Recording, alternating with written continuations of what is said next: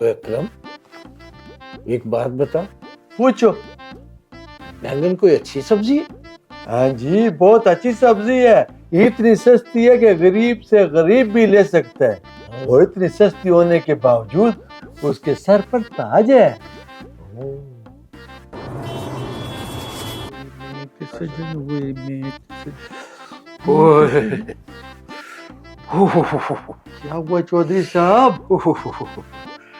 ओए अकरम, बैठो बैठे, अपने ही घर समझे, कोई बात नहीं, बैठो। ओए, अपना ही घर है मेरा।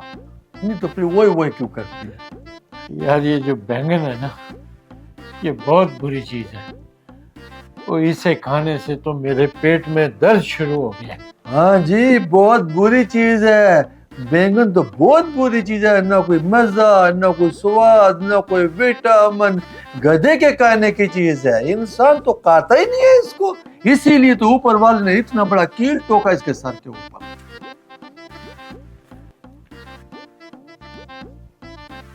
चापलूसी इसी तरह से होती है। एक ही चीज जब इनके आकाओं को अच्छी लगती है तो वो इसकी तारीफ करते हैं, और जब आका इसी चीज से नाराज हो तो इसकी बुराई करते हैं। खसूसन हुकूमती वजीरों के चापलूस सबसे आगे होते हैं।